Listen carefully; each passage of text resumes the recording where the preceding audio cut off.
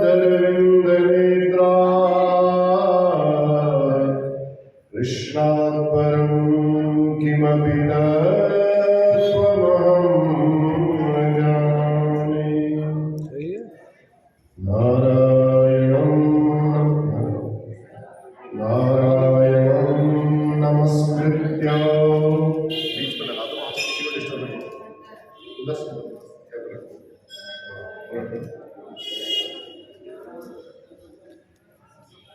नरं चैव नरोत्तमं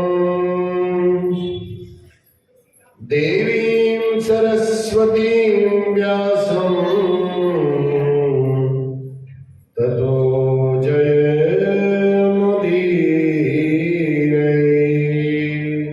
सीतानाथसमारम्भां श्रीरामानन्दार्यमध्यमाम्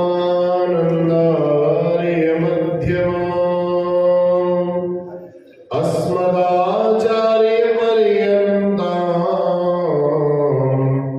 वन्दे गुरुपरम्पराम्।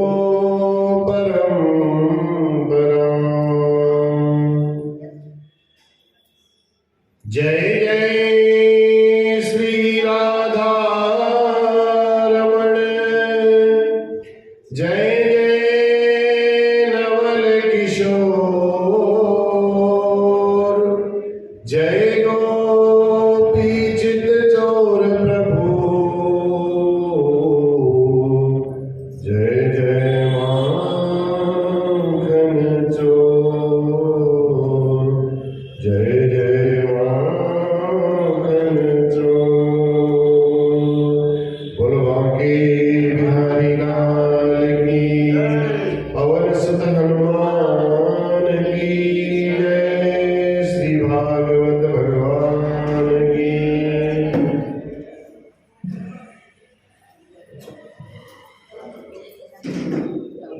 नंद घर है जन्म एक कन्हैया, नंद घर है जन्म एक कन्हैया, चलो नंद नगरिया। नंद घर है जन्म एक कन्हैया, चलो नंद नगरिया। नंद नगरिया चलो नंद नगरिया, नंद नगरिया, नंद नगरिया। घर है जन्म एक कन्हैया, चलो नंद नगरिया। नंद घर है जन्म एक कन्हैया, चलो नंद नगरिया। नन्हे नन्हे पैरों से कान्हा चले, नन्हे नन्हे पैरों से कान्हा चले। ठुमक ठुमक कर पायलिया जले, ठुमक ठुमक कर पायलिया जले। तिरछी है डाली नजरिया, तिरछी है डाली नजरिया, चलो नंद नगरिया। नंद घर है जन्म एक कन्हैया, चलो नंद नगरिया। नंद घर है जन्म एक कन्हैया, चलो नंद नगरिया। छोटे छोटे हाथों से माखन खाए, छोटे छोटे हाथों से माखन खाए। मटकियाँ थोड़ी और वस्त्र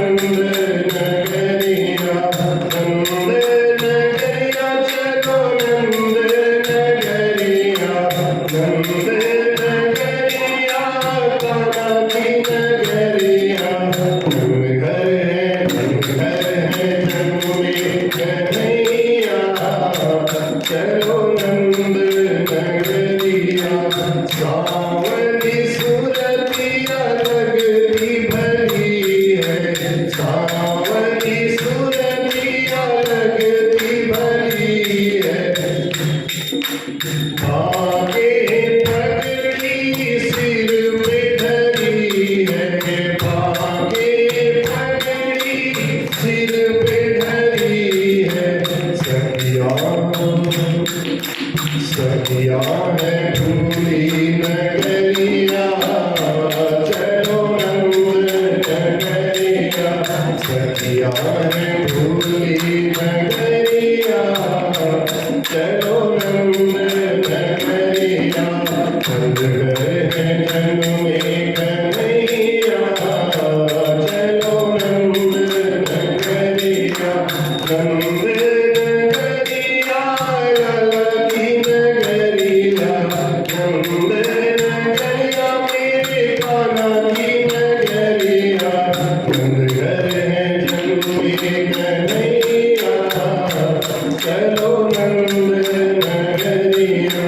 नंद घर है जन्म में कन्हैया, चलो नंद नगरिया।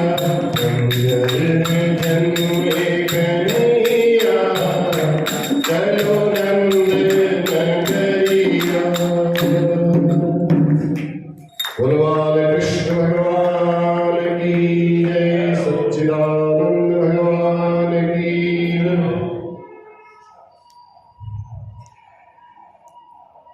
सच्चिदानंद रूपाय विश्वोत्पत्त्यादि हेतवे, तापत्रय विनाशाय श्री कृष्णाय वयं नमः। तापत्रय विनाशाय श्री कृष्णाय वयं नमः। बोलिए सच्चिदानंद भगवान की। आइए चले नंद नगरी की ओर। भगवान की लीलाएं प्रारंभ होने लगी। वसुदेव जी महाराज ने नंद जी को आगाह कर दिया कि भैया कुछ अपशकुन होने वाला है, कंस की जो मनसा है वो ठीक नहीं है। इस आधार पर वसुदेव जी ने नंद बाबा को बता दिया था। और कान्हा जी के प्रति नंद बाबा का मोह भी उतना ही है जितना वसुदेव जी का है। अब दोनों को एक दूसरे के बारे में कुछ नहीं पता। कंस ने यहां सभा बुलाई, सभा बुला करके बोला भैया जाओ 5-6 किलोमीटर के बीच में जितने भी बच्चे जन्मे हैं उन बच्चों को मार करके लाओ, सबको मार के आओ। पूतना मौसी को बुलाया, आ गई विकराल रूप लेकर के। कंस ने बोला ऐसे तो जाएगी, ऐसे तुझे वहां कौन घुसने देगा बता। बढ़िया सा सुंदर सा सुंदरी का रूप बना करके जा, जैसे वहां की सखियां जा रही हैं वैसे सखियों के साथ मिलकर के तू जा। और मायावी तो होते ही है राक्षस, तो पूतना भी अपनी माया से उसने बड़ा सुंदर स्वरूप बनाया। सारी सखियां बधाई देने के लिए वहां पहुंच रही थी, उन्हीं की मंडली में शामिल होकर के वहां पहुंच गई।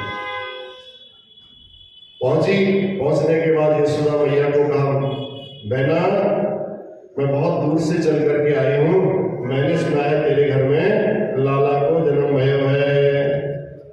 अब यशोदा मैया ने देखा बोल तो रही है लेकिन पहचानने में नहीं आ रही है। देखी तो मैंने बहुत है यहाँ की स्त्रियां, लेकिन ये मेरे को पहचानने में नहीं आ रही। फिर भी बधाई देने आई है, मैंने जब से सुनी है तब से मेरे से रहा ही नहीं गया, मैं दौड़ी दौड़ी चली आ रही हूँ। और यशोदा मैया ने पूछा अगर ऐसे में इससे मैं पूछूंगी कि बहना मैंने तेरे को पहचाना नहीं तो कहीं बुरा ना मान जाए, इसलिए यशोदा मैया ने कुछ नहीं पूछा। कहाँ है तेरा लाला, मैं बधाई देना चाहती हूँ। कहा लाला वो सामने पल्ला रखा है, उस पल्ले में सोया हुआ है, तो चुपचाप जा करके बधाई दिया, हल्ला मत करना, उठ जाएगा। भगवान आराम से पल्ला में लेटे हुए हैं। कान्हा जी पूतना यहाँ से बड़ा बड़ा सुंदर दिव्य स्त्री का रूप बना करके वहां पहुंची। भगवान ने तिरछी नजरिया से देख लिया कि पूतना मौसी हमारे यहाँ ही आ रही है। वामन अवतार के समय में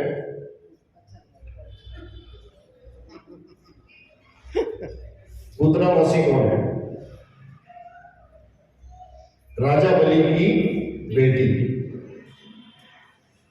जब भगवान ने वामन अवतार लिया तो भगवान का सुंदर सा छोटा सा स्वरूप देख करके उसमें ये युवा थी।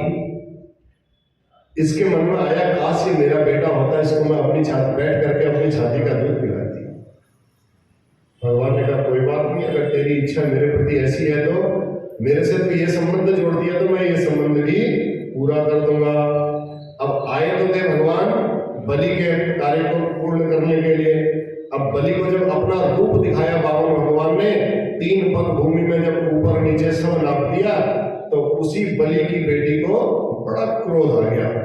उसने कहा तेरे को मैं दूध की जगह तेरे को जहर पिलाती मैं, तू इतना छली निकला, इतना कपटी निकला, तो ये मैंने सोचा नहीं था।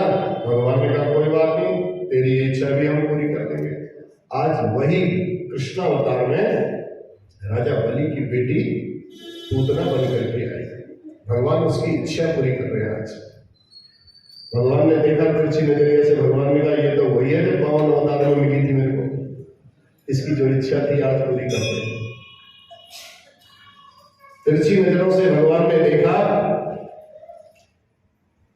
विबुध्यताम बालकम मारिका गृहम चराचरात्मा सनिमीत क्षण। तुरंत आंखें बंद कर ली भगवान ने। कहा अगर जगा हुआ देखेगी तो शायद मामला कुछ गड़बड़ हो जाए, तो इसलिए भगवान ने नेत्र तुरंत बंद कर दिए। अब कौन किस भाव से आया है, कैसे आया है, प्रभु तो सब जानते हैं। पूतना को देखने के बाद भगवान ने नेत्र बंद क्यों किए, तो इस पर विद्वानों ने, संतों ने अपने अपने भाव प्रकट किए हैं। बड़े अच्छे अच्छे भाव प्रकट किए हैं, तो एक आध भाव यहाँ पर व्यक्त करते हैं। तो भगवान ने नेत्र बंद इसलिए किया, एक संत कहते हैं भगवान ने सोचा भैया आए तो हम हैं यहाँ दुष्टों का विनाश करने के लिए, और लगता है ये काम आज पूतना मौसी से ही प्रारंभ करना पड़ेगा। तो इतने बड़े कार्य को हम प्रारंभ करने जा रहे हैं, तो पहले श्री गणेश तो कर ले, भगवान जी का ध्यान तो कर ले, गणपति जी महाराज का कोई विघ्न ना हो सकता है। पूतना को देख करके भगवान ने इसलिए अपने नेत्र बंद कर दिए।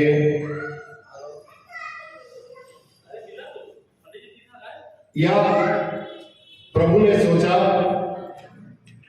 हम आए थे ब्रजमंडल में माखन मिश्री खाने के लिए, हमने अवतार लिया, बढ़िया बढ़िया माखन मिश्री खाएंगे, माखन मिश्री का स्वाद तो हम चख भी नहीं पाए, और ये पूतना मौसी आ गई हमको जहर पिलावे। अब ये जहर पिलाने के लिए जब आई है तो तब भगवान कहते हैं भैया मेरे भोले बाबा को जहर पीने का अभ्यास है, पहले मैं भोले बाबा का स्मरण तो कर लूं एक बार। इस हलाहल इसको वही पचा सकते हैं, उसके अलावा इस चराचर सृष्टि में इस जहर को कोई दूसरा नहीं बचा सकता है।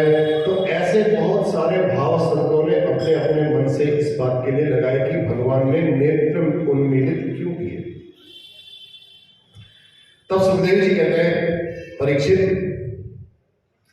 जैसे कोई साधारण रस्सी को सर्प समझ करके बड़े भारी विषधर को उठा ले, अजगर को उठा ले, ऐसे ही साधारण शिशु मान करके पूतना ने भगवान श्री कृष्ण को उस पालने में से अपनी गोदी में उठा लिया। अपनी गोदी में बिठा करके प्रभु को जब अपना स्तनपान कराने लगी, अब प्रभु ने विचार किया भैया इसकी पहली इच्छा थी कि दूध पिलाऊंगी, तो भगवान ने पहले उसका दूध पीना प्रारंभ कर दिया। गाढ़म कराभ्याम भगवान प्रपीड्य तत्प्राणै समम रोष समन विदोषित। तो भगवान ने स्तनपान कराना प्रारंभ किया। सबसे पहले भगवान ने उसका विष पी लिया, जब ऊपर से लेप करके लाई थी जो उस लेप को भगवान पी गए। उसके बाद भगवान ने, उसकी इच्छा थी दूध पिलाऊंगी, तो उसने दूध, भगवान ने कहा भैया तेरी दोनों इच्छाएं पूर्ण करनी है। जैसे विष पान किया, विष पूरा हुआ, भगवान ने उसका दूध पीना शुरू किया और दूध पीते पीते पीते पीते इतना जोर से भगवान ने खींचने लगे, अब दूध की जगह तो उसके प्राण खींचने लगे। दूध खत्म सारा, प्राण खींचने लगे, चिल्लाना चीखना चिल्लाना प्रारंभ कर दिया पूतना ने। जो प्राण खींचने लगे तो सामुंच मुंच अलम इति प्रभासिणी निष्पीड्यमाना अखिल जीव कर्मणि वर्मणि। तो पूतना के मर्म स्थलों पर बड़ी पीड़ा होने लगी जब भगवान ने और जबरदस्ती दूध खींचना प्रारंभ किया। अब दूध की जगह उसके प्राण खींचने लगे, बड़ी चीत्कार करती हुई चिल्लाती हुई कहने लगे मुंच मुंच, अरे छोड़ दे लाला, छोड़ दे लाला, अरे बेटा छोड़ दे। भगवान कहने लगे मौसी जी अब ना करने से काम नहीं चलने वाला है। आप बहुत श्रद्धा से मेरे पास आई थी, तो अब हम पहले जल्दी तो किसी को पकड़ते नहीं है। जब हमने किसी को पकड़ लिया तो फिर उसको हम जीवन में कभी छोड़ते भी नहीं है। अब तो पूतना भगवान को गोद में लिए भागी, अब उसको इतनी पीड़ा हो रही है, इतनी पीड़ा हो रही है, भगवान को लेकर के भागने लगी। जैसे ही भगवान ने उसके सारे प्राण वहीं से स्तन के माध्यम से खींचे तो विकराल अपने पूर्ण रूप में आ गई वो राक्षस की योनि में। जैसे ही उस शरीर पर आई, आकर के धड़ाम से जाकर के वहां गिरी, तब सुखदेव जी कहते हैं पूतना के गिरने से धरती हिल गई पूरी, इतनी भयंकर। दसों दिशाओं में उसकी चीत्कार की आवाज आई, छोड़ दे छोड़ दे छोड़ दे, बचा लो बचा लो बचा लो करके बोलती थी, तो दसों दिशाओं में उसकी आवाज आई। तो पूतना ने इतना विशाल शरीर बनाया, 6 कोस तक जितने वृक्ष थे सब टूट करके चकनाचूर हो गए जब वो गिरी तो राम से। पतमानो भी तदगेहस त्रिगभ्योत्यंतर द्रुमान चूर्णयामास राजेंद्र महदासी तदद्भुतम। गभ्युति माने हो गया 10 कोस, 2 कोस, 3 गभ्युति माने 6 कोस, टोटल हो गया 18 किलोमीटर। आजकल की भाषा में समझो तो पूतना का शरीर कितना बड़ा था, 18 किलोमीटर लंबा और चौड़ा और मोटा। ठीक, इतना भयंकर शब्द हुआ कि मैया तो घबरा गई। अरे धड़ाम से आवाज कहां से आई इतनी तेज को देख करके तुरंत अंदर आई, पलना में अंदर से बाहर आई। पलना में तो सुना की गई थी, तो अंदर काम में लगी हुई थी, तो कहीं उसको लगा कि इतनी तेज आवाज से कहीं मेरे लाला को डर तो नहीं लग गई। बहुत तेज भाग करके आई, दौड़ी दौड़ी मैया पालने के पास पहुंची, देखा पालना सुना। अरे अब तो मैया बड़ा घबरा गई, मेरे छोरा कहां चले गए हो। सबसे पूछने लगी भैया कौन लेके भाग गए हो, गोपी ग्वाल सब घबराए गए, कौन लेके गए हो। अब बाबा जी कहते हैं भैया हमारे घरों से छोड़ करके गए थे, यहाँ पर नंद बाबा को कहा होगा देखते रहना, लेकिन वो भी अपने काम में लगे हुए। जब बच्चा सोया है तो सब अपने काम में लग जाते हैं। अब मेरा छोरा कहाँ चले गए हो, कहाँ चले गए हो, कहाँ चले गए हो, कौन लेके भागे हो, ये सब जब सुना तो गोपी ग्वाल जितने थे सब घबराने लगे वहां। अरे भाई ढूंढो ढूंढो ढूंढो, पता लगा वो इधर से भागने लगे, कोई उधर से भागने लगे। बाहर जाकर के थोड़ी दूर पर देखा और पूतना का इतना बड़ा विकराल, क्योंकि भगवान को लेकर के थोड़ा दूर भागी थी, तो जितनी दूर भागी उतनी दूर जब ग्वाल वाले वहां के सब लोग भागे, नगर के नगरवासी, तो देखा पूतना का इतना विशाल काय शरीर देखा और उसके ऊपर भगवान खेल रहे हैं। तो बाहर जाकर थोड़ी दूर पर देखा पर्वताकार जब पूतना का शरीर देखा, तो ब्रजवासियों ने देखा कि भगवान उस पूतना के उदर पर क्रीड़ा कर रहे हैं, खेल खेल रहे हैं। जैसे तैसे कान्हा जी को पकड़ा, कृष्ण भगवान को पकड़ करके गोद में लाए, पूतना के ऊपर चढ़ करके ऊपर से उठा करके गोद में लाए, और मैया ने गोदी में ला करके देखा ठीक ठाक, तो तुरंत दूध पिलाया, तो भगवान फर्स्ट क्लास दूध पीने लगे। तो सांस पे सांस आई, चलो मेरा लाला तो बच गया, दूध तो पी रहा है कम से कम सही तरीके से। तो मैया का दूध जब कन्हैया पीने लगे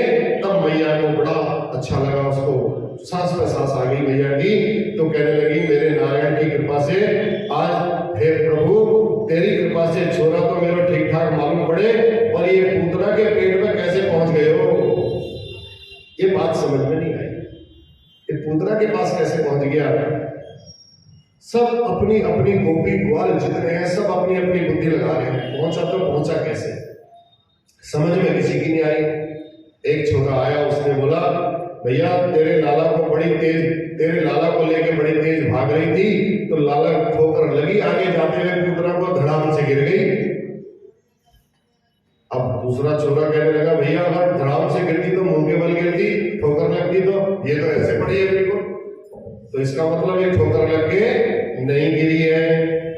सब अपनी अपनी बुद्धि लगा रहे हैं, पर काऊ की समझ में कछु ना आवे, किसी की समझ में कुछ नहीं आया, सारे ब्रजवासी बड़े परेशान।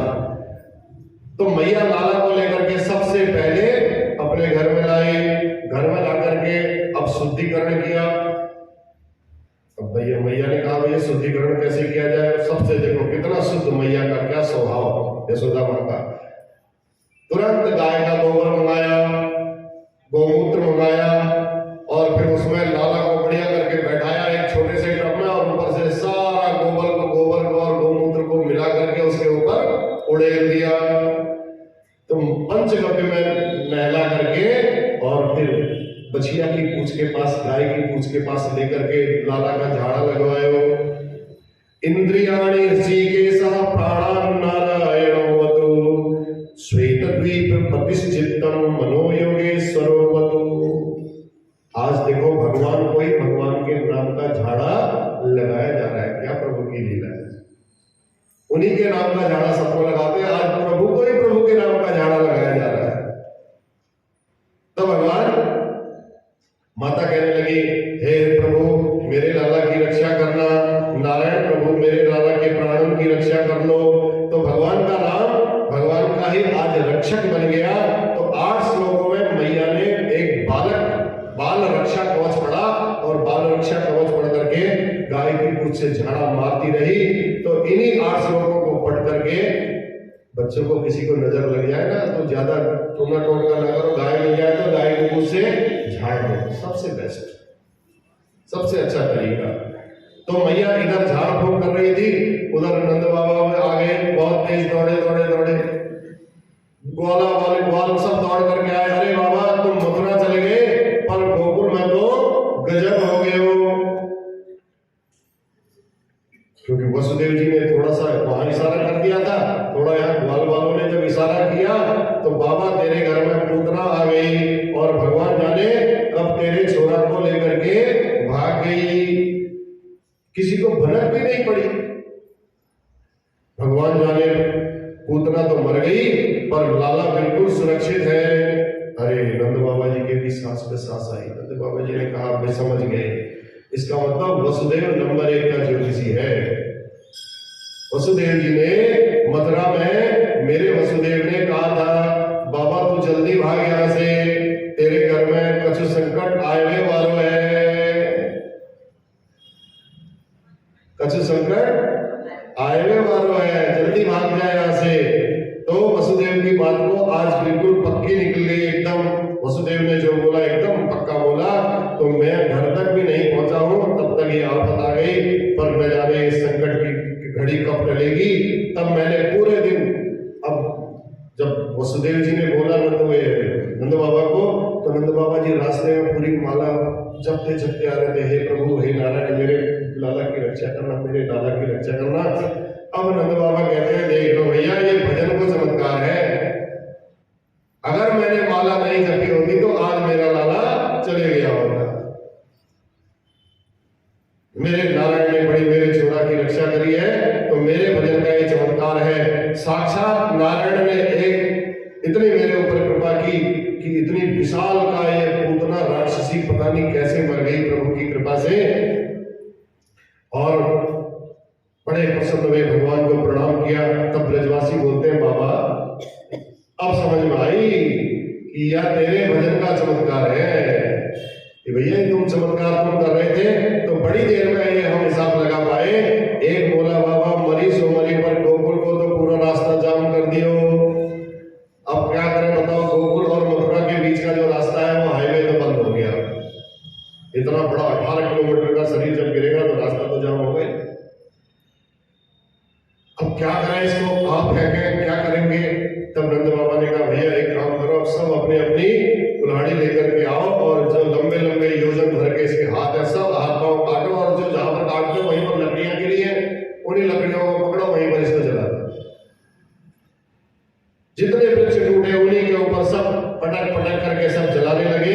तो ऐसा करते करते लंबे चौड़े उसके जितने हाथ पांव थे सब काट दिए, जो वृक्ष टूटे थे सब उसी के ऊपर डाल करके उसके ऊपर जैसी ही आग लगाई तो पूतना का देह जब दग्ध हो रहा था, जल रहा था, तो एक बड़ी दिव्य सुगंध निकली।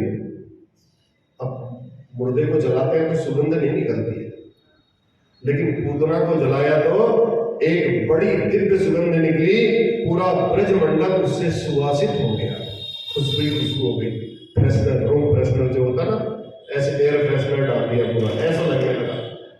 दैयमानस्य देहस्य धूमश्चा अगुरु सौरभ, बड़ी अच्छी खुशबू आने लगी। तब परीक्षित जी कहते हैं सुखदेव जी के सामने में परीक्षित जी को एकदम आश्चर्य जैसा हो। परीक्षित चौंक करके कहते हैं प्रभु, पूतना जैसी पापी के दग्ध होने पर यह सुगंध कहां से आ गई? इसको जलाया और आप कह रहे हो कि इतनी अच्छी सुगंध आई? ये बात मेरी कुछ समझ में नहीं आई। परीक्षित जी ने पूछा तो सुखदेव जी कहते हैं परीक्षित जी, अब इस पूतना को पापी कौन कहेगा? बताओ, पापिनी कौन कहेगा इसका? साक्षात परमात्मा ने पुत्र रूप में जिसकी गोद में जाकर के स्तनपान किया हो, भला वो पापिनी कहने योग्य अब कहां रही? और धन्य है प्रभु की लीला, जिस पूतना में एक सद्गुण भी नहीं था, एक भी सद्गुण नहीं था उसके अंदर, अच्छा गुण एक भी नहीं था। कैसी थी पूतना? पूतना लोक बालग्नि राक्षसी रुधिरासना जिंघासयामापि हरे स्तनम दत्वा सद्गतिम, नाम ही उसका है पूतना।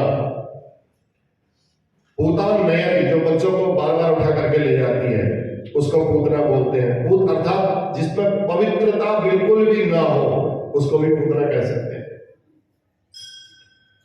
नाम ही बुरा है उसका, काम अच्छा नहीं करती है, पहले बच्चों को उठा के ले जाती है, बाद में मार डालती है। खानदान भी अच्छा नहीं है, राक्षस कुल में पैदा हुई है। आहार भी अच्छा नहीं है, भैया रक्तपान करने वाली है, राक्षसी कुल की है। भगवान से कभी उसको कोई प्रेम नहीं है ऐसा, बल्कि भगवान को मारने की दुर्भावना से ही प्रेरित होकर के वो आई। बताओ, एक भी अच्छाई उसमें नजर नहीं है, न नाम अच्छा और न उसका काम अच्छा। फिर भी प्रभु ने इतना उसको माता का रूप क्यों दिया?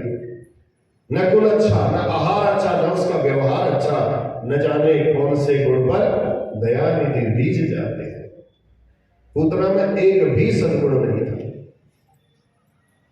इसलिए आप लोग आते हो, कथा सुनते हो, क्या पता कौन सा आपका गुण भगवान को कहां पर पसंद आ जाए।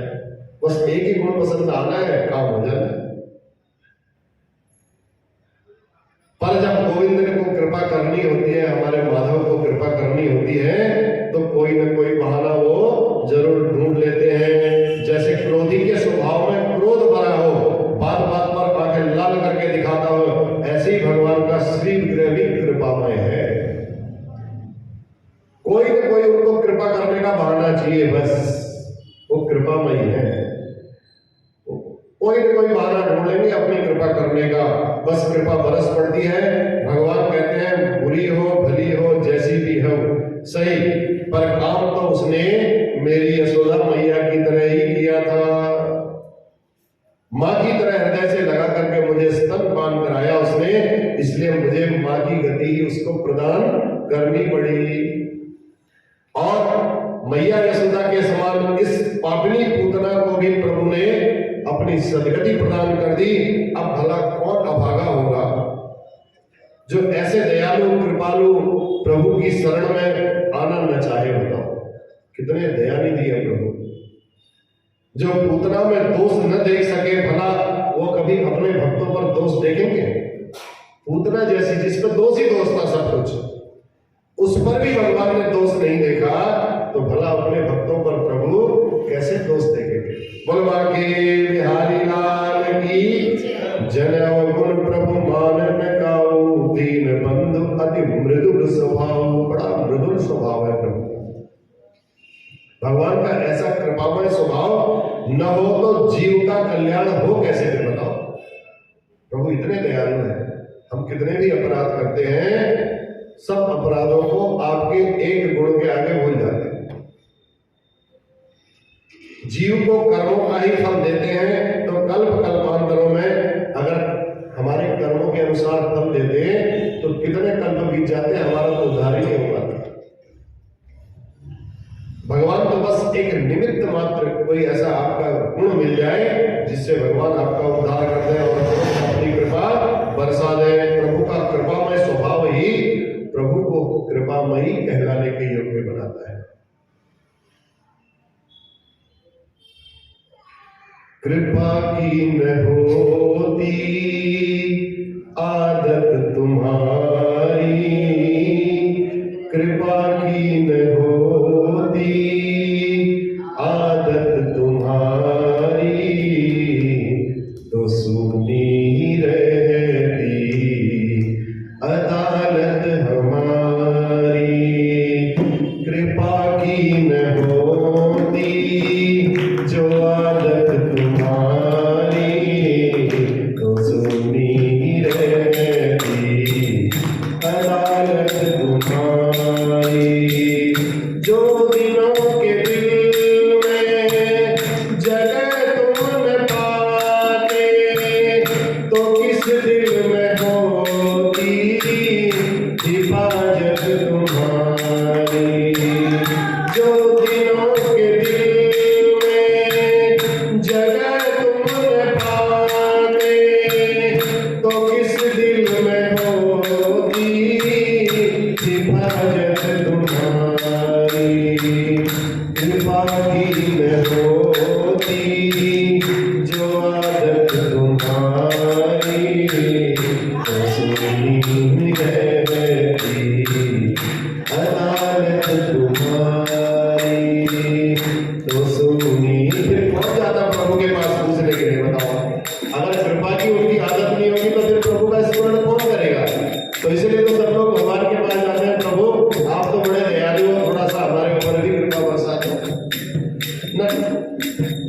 न मुलजिम ही होते, न तुम होते हकीम, न मुलजिम ही होते, न होते हकीम, न घर घर में होती इबादत तुम्हारी, न घर घर में होती इबादत तुम्हारी।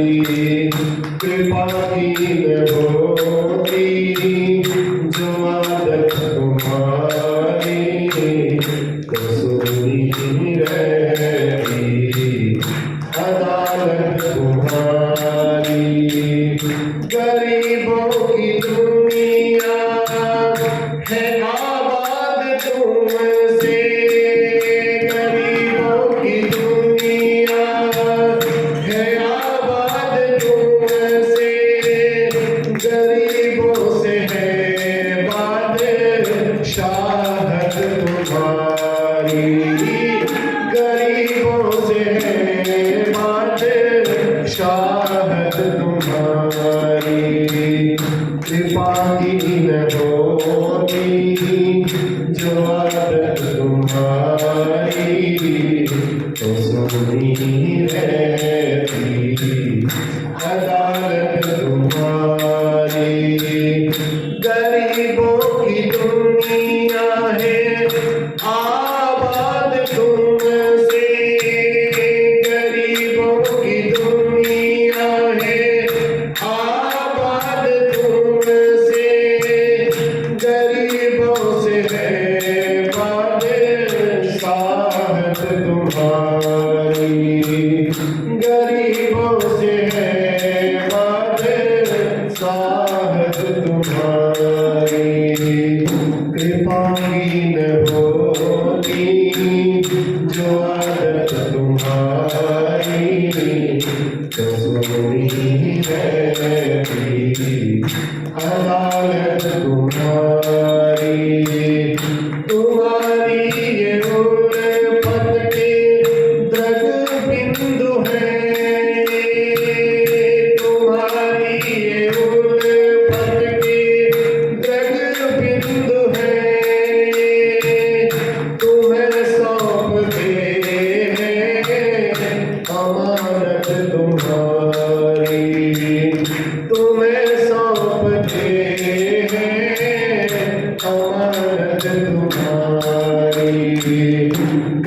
की न होती जो आदत तुम्हारी, कृपा की न होती जो आदत तुम्हारी,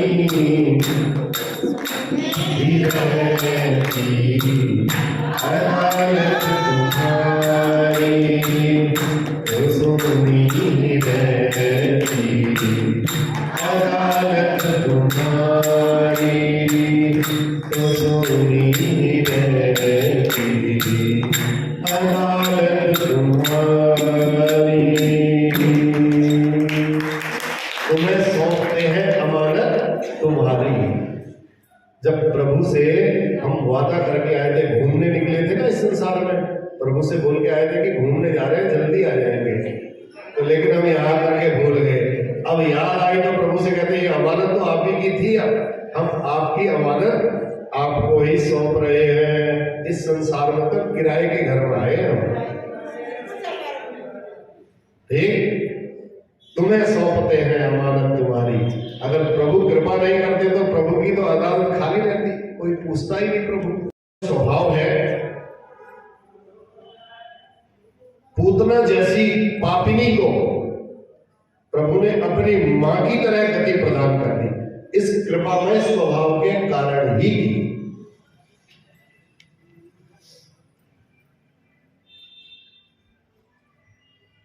तो प्रभु ने पूतना जैसी पापनी में भी दोष का दर्शन नहीं किया, और अपने शरणागत जो प्रभु के आ जाते हैं, जो प्रभु की लीलाओं का स्मरण करते हैं, सुनते हैं लीलाओं को, तो प्रभु तो शरणागतों का दोष देख ही नहीं सकते। कैसे देख लेंगे बताओ? प्रभु शरणागत का दोष देख नहीं सकते हैं, तो पूतना वध की एक कथा को जो प्रेम से कहते हैं, सुनते हैं, तो उनके मन में भगवत प्रेम जागृत होता है। बोलवा के बिहारी लाल की, यही तत्पूतना मोक्षम कृष्णस्याद्भुतम। भागवत जी में लिखा हुआ है, ये पूतना का जो मोक्ष वाला चरित्र सुनते हैं तो उनकी भक्ति और सुदृढ़ हो जाती है। श्रृणुयात् श्रद्धया मर्त्यो गोविंदे लभते हृदयम्, भगवान को उसकी प्रीति हो जाती है। पूतना का उद्धार हुआ।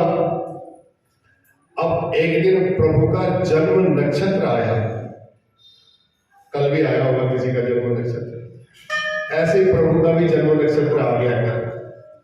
एक दिन आया तो मैया ने, अब मैया को किसी न किसी बहाना चाहिए उत्सव मनाने का, तो अब साल तो हुआ नहीं है जो जन्मदिन मनाया जाए, तो मैया ने कहा चलो आज जन्म नक्षत्र आया है मेरे लाला का, तो जन्म नक्षत्र में मैया ने उत्सव मनाने का विचार किया।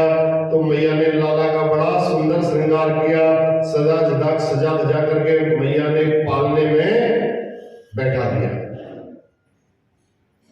और सो नहीं रहे थे भगवान, थपकी मार करके, लोरी सुना करके भगवान ने सुला दिया।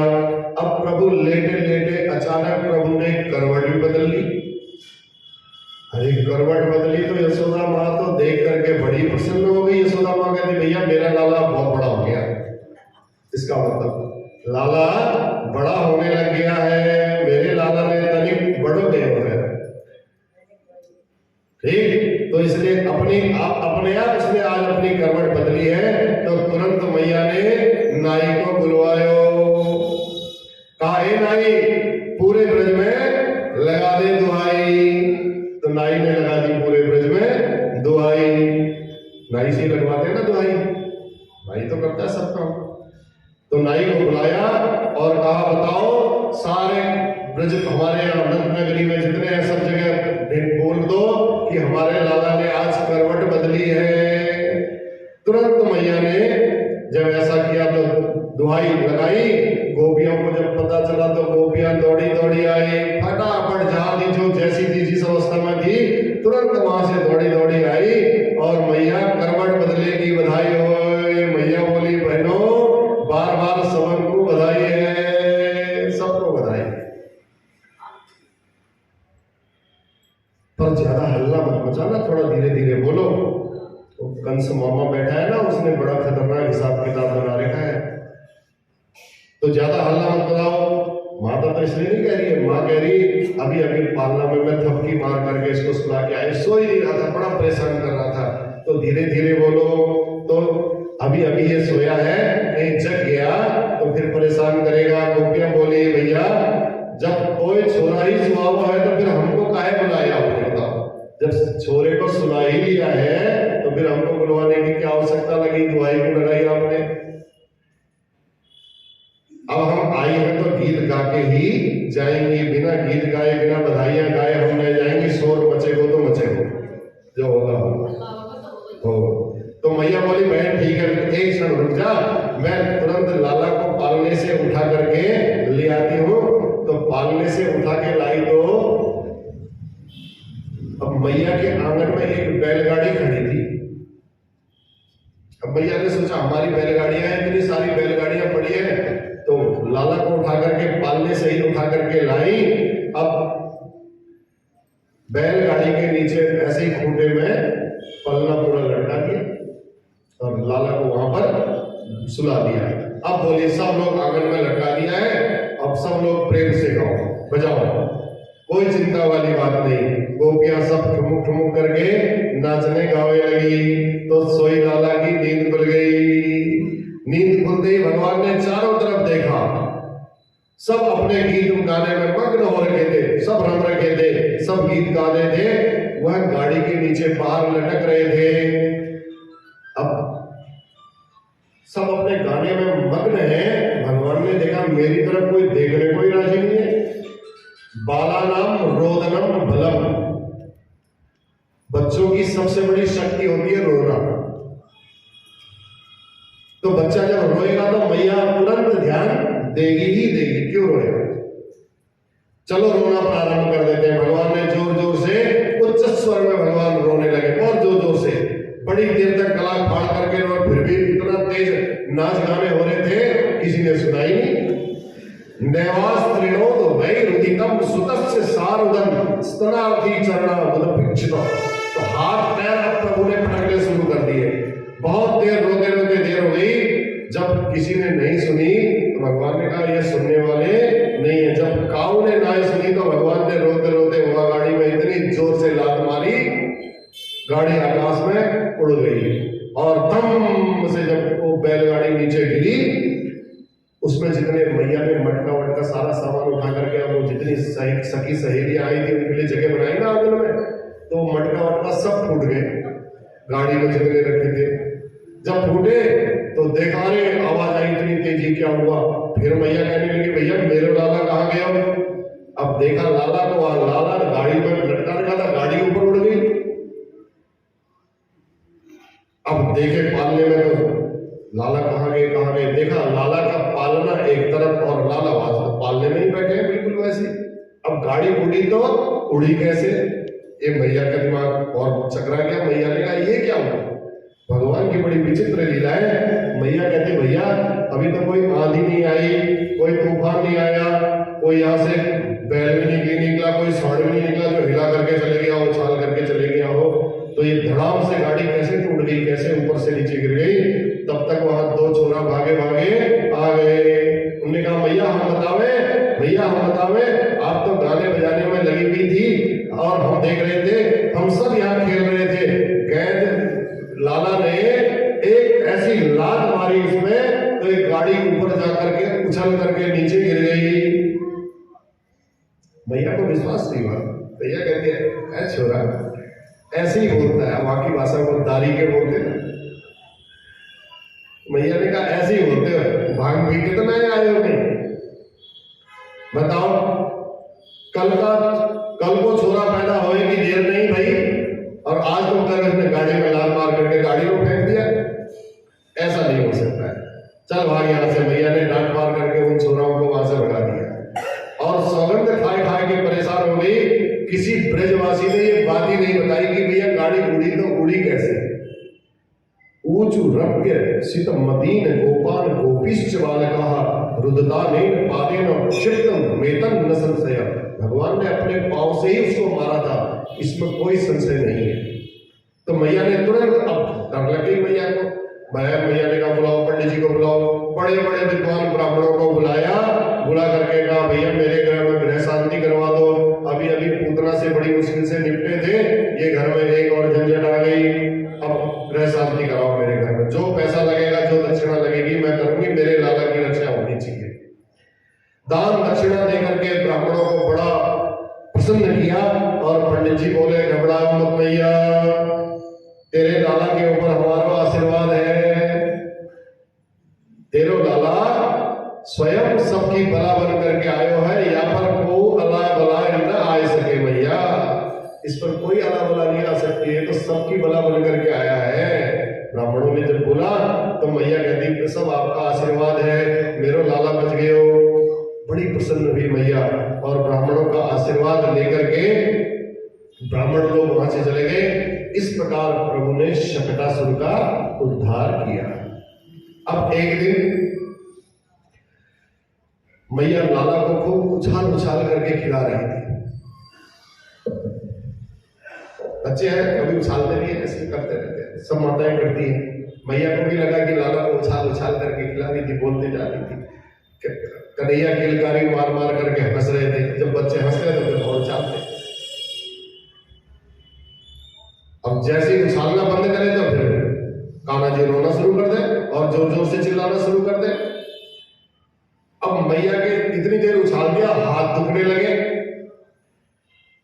जैसे ही हाथ दुख गया, मैया के भैया कब तक उछालूं मैं तेरे को?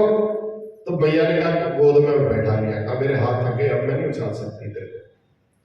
गोद में बैठाया, कहा इसको दूध पिला देती हूँ और ये सो जाएगा, थक गया होगा। अब मैया का दुग्ध पान कर रहे, बड़े मुग्ध हो रखे अपनी मैया पर लाला। जब दुग्ध पान कर रहे थे, स्तन पान कर रहे थे, तिरछी निगाह से भगवान ने फिर देखा। दुग्ध पान करते करते बच्चे देखते रहते ना ऐसे साइड से, ऐसे भगवान ने देखा, ऐसे साइड से देखा तो तृणावर्त नाम का एक दैत्य चक्रवात के रूप में, बड़ी तेज आंधी जो हवा घूमती है, जो आंधी के साथ चक्रवात का रूप धारण किया हुआ आ रहा है। भगवान मनी मन मुस्कुराए। भगवान ने को लगा कि कहीं पता चले ये मैया के पास आ गया, मैं तो उछलूं ना उछलूं, मैया जरूर उछल जाएगी। तो भगवान ने कहा इससे पहले आए मैया मेरे को छोड़ दे। अब मैया छोड़े ना। भगवान ने कहा ये अगर यहाँ आ गया तो बड़ी दिक्कत हो जाएगी, मैया छोड़ेगी नहीं तो मैं जाऊंगा कैसे, इसका उद्धार कैसे होगा? समस्या बन गई भगवान के लिए। अब भगवान जी ने कहा मामा जी ने जो उड़न खटोला भेजो है, तो अब मैया की गोद से नीचे उतारने की क्या व्यवस्था की जाए? तो भगवान ने इतना मैया की गोद से मने मन मुस्कुराए, तो मामा जी मैया गोद से नीचे उतार दे, तो हम थोड़ा सा घूम करके आए, ऐसे मैया उतार नहीं रही थी। तो प्रभु ने सोचा अब क्या करूं क्या करूं। प्रभु ने अपना वजन धीरे धीरे धीरे इतना बढ़ाना शुरू किया गोद में बैठ करके। मैया सोच रही है मैं इसको दूध पिला दिया, शायद दूध ज्यादा पी दिया इसने, तब इसका वजन ज्यादा हो गया, थक गई मैया। गोदी से उतार करके रख दिया मैया ने, तुरंत गोदी से उठा करके नीचे रखा। गरिमाणम शिशोर ओढ़ुम न से गिर उठवर, ऐसा लगा बहुत बड़ा पर्वत बैठ गया मैया की गोद पर। भूमौ निधायतम गोपी विस्मिता भार पीड़िता, उसके भार को देख करके मैया भी बड़ी विस्मित हो गई, आश्चर्यचकित हो गई। लाला को उठा करके धरती में बिठाए के मैया आंख फाड़ करके देखने लगी है, भैया ये क्या हो गया, इतना ज्यादा दूध पी दिया इसने मेरे लाला ने। हे भगवान मेरे हल्को फुल्को नेक सो छोरा अचानक इतना वजनदार कैसे हो गए हो? अब उछाल उछाल करके खिला रही थी। मैया को लगा कि इसको भूख लग गई होगी, इसने दूध ज्यादा पी लिया, तो इसलिए यशोदा माँ को थोड़ा सा भ्रम हो गया। तो माधव ने अपने मैया के मन को मोहित कर दिया। तो यशोदा माँ को भ्रम हुआ, तो राम राम राम 2 घंटे से मैं दूध पिला रही थी तेरे को, मालूम पड़ा इसने ज्यादा दूध पी लिया है। तो मैया ने उसको बोला तू नीचे उतर, थोड़ा उछल कूद कर, तो ये दूध पचाना भी तो पड़ेगा। अब दूध कैसे बचेगा, इतना सारा दूध पी लिया है। खेल कूद में दूध हजम कर ले, और जब हल्का हो जाएगा तो मैं तेरे को गोदी में ले लूंगी, फिर ले लूंगी बाद में। घर आंगन में छोड़ करके मैया भीतर अपने गृह कार्यों को करने के लिए, घर के कार्य करने के लिए चली गई। तृणावर्त वहां जो घूम रहा था, उसको अब अवसर प्राप्त हो गया भगवान के साथ उठाने का, भगवान को उड़ा करके ले जाओ और कंस मामा गया पटक। बड़े वेग से आया तृणावर्त घूमते हुए चक्रवात की तरह, उड़ा करके कंधे पर उसने बैठाया भगवान को और आकाश की तरफ उड़ा करके ले गया। भगवान भी उसके साथ उड़ते हुए चले गए। अब तृणावर्त के कंधे पर जब बैठे तो पूरा ब्रज प्रदेश देखने लगा। तो ये ललिता के घर को, कभी मधुमंगल के घर को, कभी छिपी कर जो भी वहां की गलियां हैं उन गलियों को, प्रेम गलियों को, सभी मोहल्ले को तृणावर्त के कंधे में बैठ बैठ करके भगवान ने सब घूम लिए। पर जैसे ही मथुरा का बॉर्डर आया, सीमा प्रारंभ हुई, भगवान ने कहा भैया ये गड़बड़ हो जाएगा, मथुरा की ओर ये भागने लगा है, तो अब इसके ऊपर कुछ कृपा करनी चाहिए। भगवान ने तुरंत उसकी कंधे पर तो बैठे थे, तुरंत उसकी गर्दन दबाई और गर्दन दबा करके भगवान ने अपना वजन यहां पर भी बढ़ाना प्रारंभ कर दिया। वजन बढ़ाया, इतने वजनदार हो गए कि तृणावर्त घबरा गया भगवान को देख करके। मन में संकित होने लगा कि कहीं मैंने ये बालक की जगह कहीं पत्थर तो नहीं उठा करके ले आया मैं अपने कंधे पर। उसको तृणावर्त को भी शंका हो गई, ये क्या हुआ, इतने वजनदार हो गए, कोई काला पत्थर तो उठा करके नहीं ले आया, क्योंकि भगवान सावरे थे। भगवान को हंसी आने लगी। भगवान कहते हैं देखो मेरे भक्त पत्थर में मुझे देखते हैं और ये मूर्ख मुझ में पत्थर को देख रहा है। कितना महामूर्ख है। चलो इसकी खोपड़ी को ही पत्थर पर क्यों न पटक दिया जाए। तो प्रभु ने तृणावर्त की गर्दन इतनी जोर से दबाई, अमंतरिक्षा पतितम शिलायाम विशीर्ण सर्वा अवयव करालन। इतनी तेज छटपटाते हुए दम से तृणावर्त को पत्थर पर ऊपर से फेंका, उस शिला पर फेंका, उसका सिर पड़ा और सिर उसका पत्थर पर लगा। गोविंदाय नमो नमः। तृणावर्त का भी अंत हो गया, तूफान शांत हो गया। अब मैया जब बहुत तेज आंधी तूफान आया तो मैया तुरंत बाहर आई दौड़ करके। जब बाहर आकर के मरा हुआ तृणावर्त देखा तो लाला को देखा तो मैया ने लपक करके फिर लाला को अपनी गोद में उठा लिया और रोने लगी। विचार भी करने लगी कि भैया हे भगवान, अब मेरे को पक्का विश्वास हो गया है, किसी न किसी ने तो जरूर इसको मारा है। कौन आया यहाँ तृणावर्त को मारने के लिए? मेरा लाला थोड़ी इसको मार सकता है, इतना बड़ा राक्षस। पापी अपने पाप से स्वयं मर जावे। अब यशोदा माँ कहती मैंने कभी किसी का कुछ बिगाड़ा नहीं, किसी से मेरी शत्रुता भी नहीं है, किसी से मेरा बैर भी नहीं है। जो रोज के रोज कोई नया नया चले हुए आ रहा है और अपने आप ये मर जाए, भगवान से प्रार्थना करने लगी। हिंसा स्वपापेन विहिंसिता खलः। जो दुष्ट है वो अपने पाप से ही मरता है। मेरे लाला के ऊपर संकट न आए। साधु समत्वेन भयात् विमुच्यते। ऐसे ही अपने आप को समझाने लगी मैया और लाला को लेकर के घर आई। तो इस प्रकार मैया ने एक दिन स्तनपान करा रही थी, बड़ी देर हो गई मैया को। जब स्तनपान कराते कराते स्तनपान पिलाना भगवान को बंद किया तो भगवान ने रोना शुरू कर दिया। मैया ने फिर उसको पिलाना शुरू किया, फिर थोड़ी देर पीने लगे। अब दूध पिलाते पिलाते मैया घबरा रही है कि ज्यादा दूध पी लिया तो कहीं इसका पेट खराब है जाएगा। तो मैया को लगा भैया ज्यादा दूध पिलाओगे तो पता चले दिक्कत हो जाएगी। तो मैया ने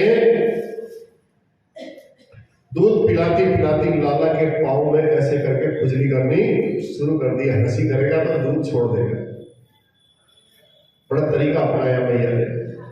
तो तलवे में मैया उंगली ऐसे खुजली करती है उसकी, लाला को गुलगुली करती है और लाला की गुलगुली की तो लाला को आ गई हंसी। हंसी आई तो स्तन अपने आप मुंह से छूटा और मैया प्रसन्न हो गई।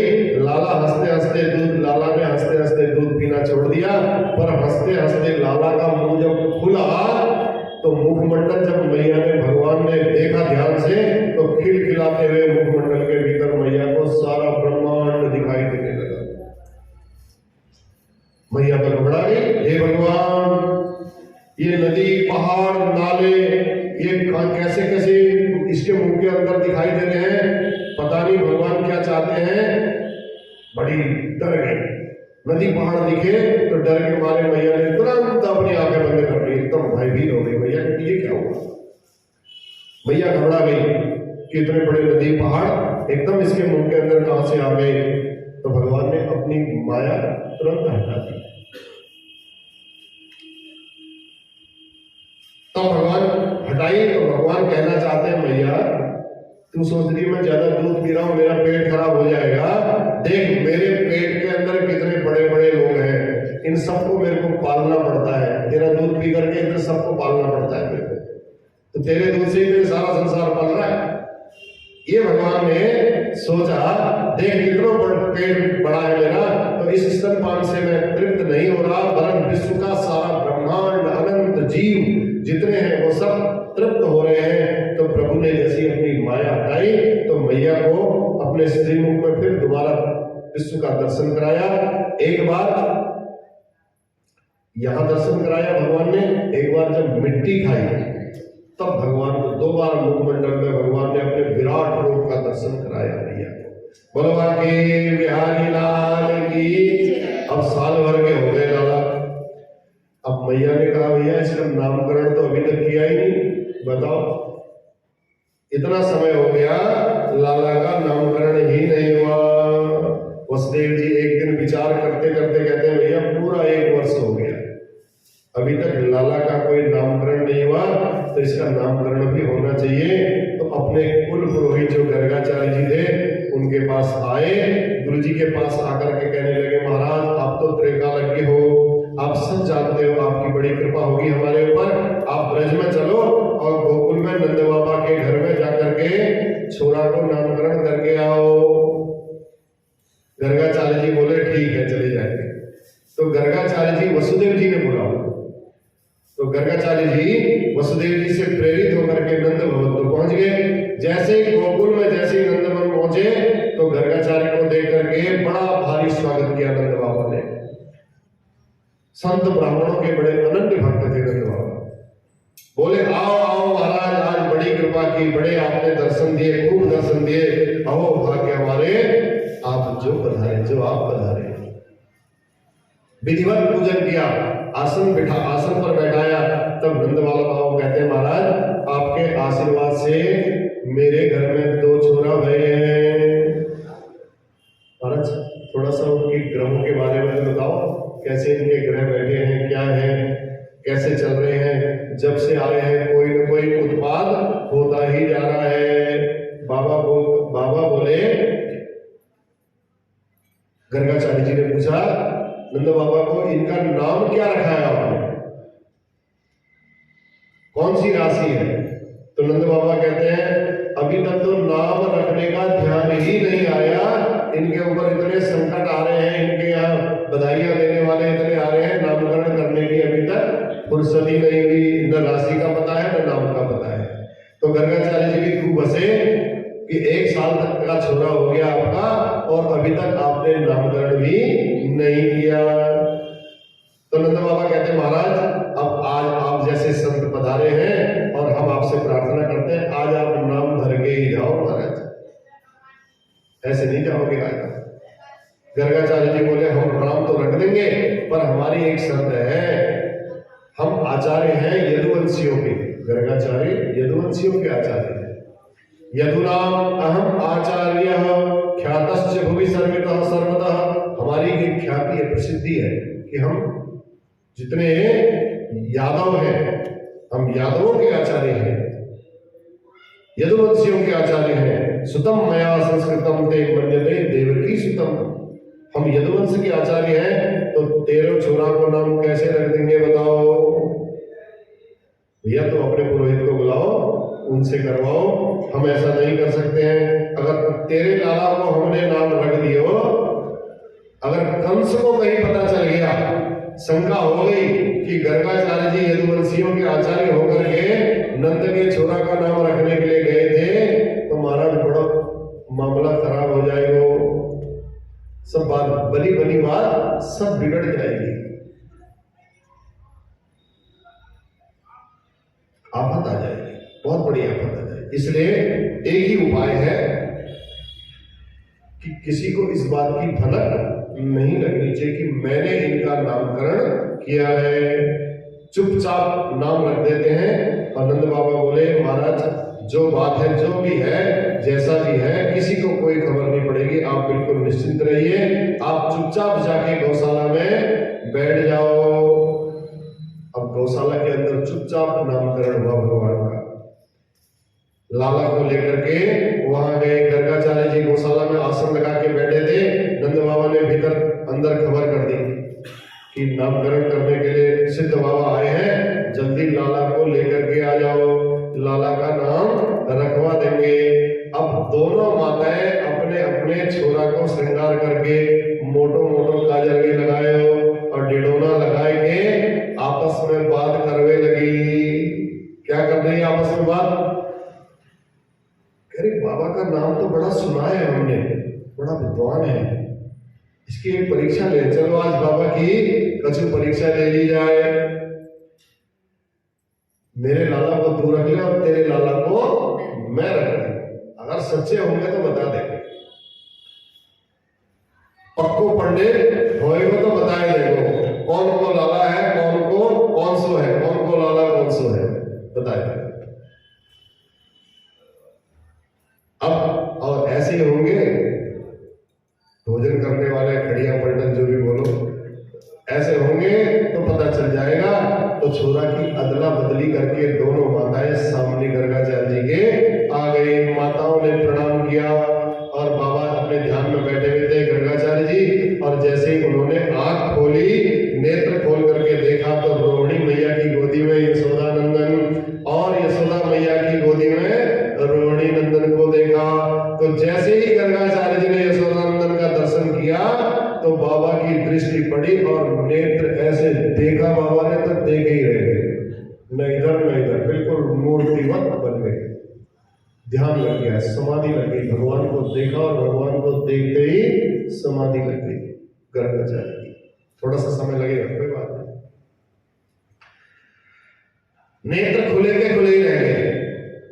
बाबा एक दृष्टि में पहचान गए कि ये तो साक्षात निर्गुण निराकार निरीह निर्विशेष निरुपाधिक परब्रह्म परमात्मा सगुण साकार बनकर के आज मेरे सम्मुख समुपस्थित हुए हैं। उस दिव्य छटा को जब निर्निमेष, निर्निमेष माने आंखों की पलकों को झपकाया भी नहीं, गर्गाचार्य जी ने निरंतर उनको निहारते रहे।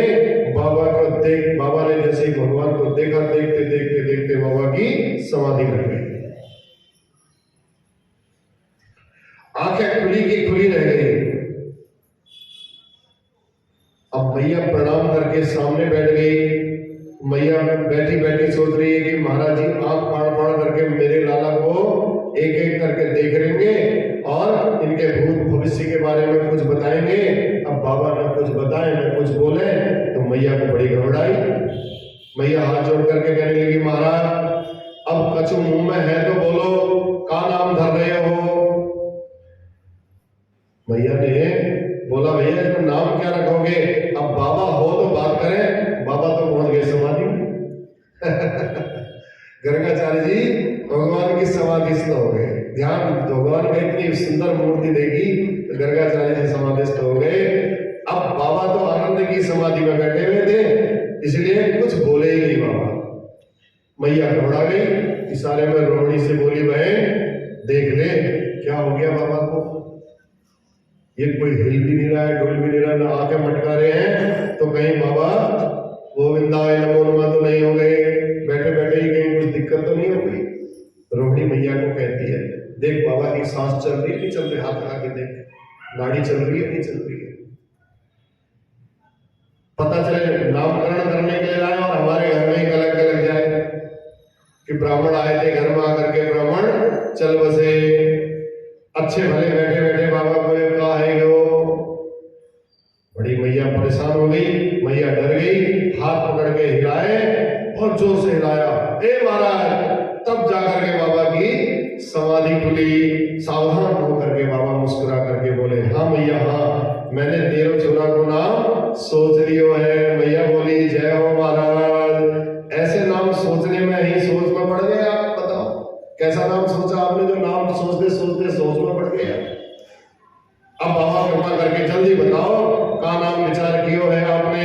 तब बाबा मनी मन सोचने लगे, आया था नाम देने के लिए, पर इसको देख करके मैं अपना ही नाम भूल गया। मैं कौन हूं, अपनी सुध भूल गया मैं। धैर्यम दिनोति, श्लोक में लिखा है भागवत जी में, धैर्यम दिनोति मम कंपयते शरीरम रोमांचयति विलोपयति मच्च विलोपयते मतिं च हंतास्य नाम करणाय समागतेह आलोपितम पुनरेन ममेव नाम। जैसे तैसे गर्गाचार्य जी ने अपने को संभाला और फिर दोनों बालकों को निहारने लगे। निहारते देखते ही देखते मनी मन में मुस्कुराए। तब मुस्कुराए गर्गाचार्य जी कहते ये अदला बदली कैसी दिख रही है, कहीं हमारी परीक्षा तो नहीं हो रही है यहाँ। तो तुरंत यशोदा मैया से कहने लगे, अयम भी, जो यशोदा की गोदी में था, अयम भी रोहिणी पुत्रो रमयन सुहृदो गुणैः आख्यस्यते राम इति बलाधिक्याद बलम विदु। अब क्या नामकरण किया है कल बताएंगे, ट्विस्ट रहेगा तो कल आओगे कथा को और भी लेकर के आओगे। आज एकादशी का दिन है, बढ़िया भगवान की लीलाओं का स्मरण किया, बड़ा आनंद आया। कल बताएंगे भगवान ने किसका क्या नाम रखा, गर्गाचार्य जी ने पहचाना कि नहीं पहचाना। बोलवा के बिहारी लाल की जय जय श्री राधे। हरे राम राम